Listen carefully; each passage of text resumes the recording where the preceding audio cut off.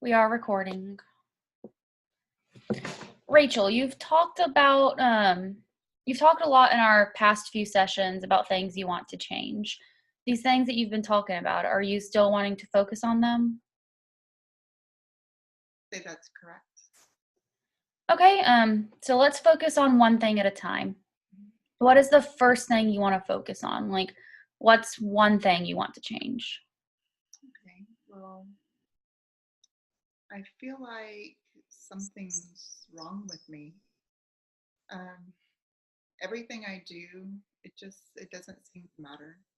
Like no matter what I do, nobody cares. Mike and your parents cared when you ended up in the hospital, though. Yeah, I guess they did. It seems like you're hurting. How has this motivated you to get help? Well, I'm just sick of feeling like this. It's been it's been this way just my entire life. It feels like my family and I are distant. I don't see my father or my brother that often. Um, the parent that I do see often doesn't seem to care too much about me. I tried to reach out to her, my mom, a few months ago before I got to this point where I was hospitalized, and she just dismissed me. She said that I was just seeking attention. Um, it doesn't seem like I can rely on them to help. So I really need to start helping myself more. It seems to me that you are very driven, and I can tell you want to make a change in your life. Can you think back to a time when you felt like changing other than this time, like a separate time? Well, I haven't been super happy in a few years, but I I was much happier last year. I was still in high school, so I didn't have to worry about being an adult, and I wasn't dating Mike, so I didn't have as much going on. It seems like over the past year you've become a lot more stressed. Is that correct? Yeah, I graduated high school and have had to be more responsible for my mother. It's like she just expects me to instantly be this perfect adult. What are some of the things that you've been doing to cope with all this added stress? I've been lashing out. My parents don't pay attention to me. I guess they don't really pay attention to me a lot, but when I lash out, they do. I'm I was feeling kind of lonely, so I started dating Mike, and my mom obviously doesn't like him too much. In what ways does your mom not like Mike? Like, what has he done to make her feel that way about him? Well, she says because he's a bad influence on me. She thinks that I didn't drink or do drugs until I met him. It's not quite true. I was smoking before I started hanging out with Mike. And do you think that was an adequate coping mechanism for the stress you said you were experiencing? Thinking, well, actually, thinking on it, no. It seems to have exasperated the problem, really. I seem to be doing that a lot lately. Like, I I chose drugs, the drugs that were supposed to be curing my issues to permanently end my problem.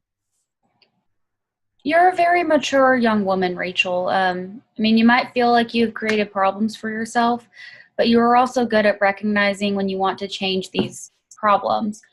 You said earlier that you want to change your current situation. Um, Imagine what your life would be like if you had no issues, and tell me about that. I would be happy. Um, I would get along with my mom, my stepfather, my brothers. I've got two of them. Um, I get along with my dad a lot better than I do now. My mom wouldn't always be on my back or telling me I'm just an attention seeker. The medication that I'm on for my depression and anxiety would work. So I wouldn't need to find alternate medication sources. I don't know. Uh, it would just be a lot different than it is right now. So what do you see your life being like this time next year? Well, I see myself possibly in college. If not at a university, at least in community college. Hopefully, I'll have my life a little bit more in order. Um, I won't be turning to drugs and alcohol to solve my problems, and I would be succeeding. Um, I'll be talking to my parents more too. Um, they said that they would be willing to participate in therapy, so I really hope that they mean it. You've been constantly acknowledging your maladaptive coping patterns, and you have indicated you want different coping patterns. So besides picking fights and self-medicating, what kind of coping mechanisms have worked for you in the past? Well, taking my psychiatric medications as they were prescribed instead of abusing it. Regularly attending therapy sessions has helped. It's helped me to manage. Do you want to make a plan to resume doing those things? Yeah, I'd like to try that again. All right, so you said that therapy sessions have helped you. Tell me how they have helped you. Like, tell me exactly what they've been doing. Well, they forced me to focus on myself. Like in an outside world, when I am not in therapy sessions, it's really hard to get my parents or really anyone to pay attention to me. In the therapy sessions, it's all about me. It sounds like you really do want to get better, and it seems to me like you know what you need to do to get where you want. Yeah, I recognize I want to change, and I know what I need to do. It's just really hard for me to do that. Yeah, I mean, I'm seeing that your facial expressions are changing a little bit.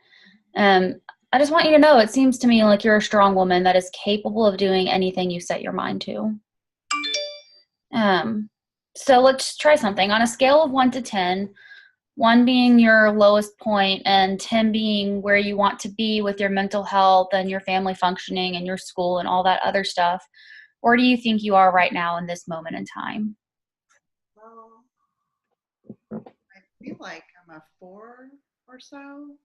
Like, I'm not doing great, but I know what I need to do and I know I can do it. I just haven't done it yet. Right. Do you want to start working towards that 10? You don't have to define what your 10 looks like just yet if you're not ready to. Yeah, I think it's about time I start working on it. I don't know what that 10 is just yet. That's fine. We can work on identifying it together. Okay, I'd like that. All right, so let's just imagine what your 10 would be like. So just imagine exactly what you want to be doing with your mental health and exactly how you want your family relationships to look like. Now take a moment and describe it to me. Um, well, I'm taking my medication as prescribed. Not self-medicating with drugs and alcohol. I'm not fighting with Mike or my mom or dad or siblings. My mom and dad actually take me seriously as their daughter and just as a person. What's one thing that we think you can do to get there? Well, my parents did say that they're interested in participating in therapy. Maybe we can get them involved at some point. That's a great idea. If you feel comfortable with that, we can certainly do that. I also want to have something that you own and are accountable for outside of your parents, because it's not your fault if your parents miss a therapy session, but you are responsible for coming to your own and doing some stuff on your own outside of what your parents do. Will you commit to continuing the therapy sessions regardless of how your parents act in them or how many they come to? Yeah, absolutely. Hey, good. That's great. Are there any other things you think you want to do to start working towards that?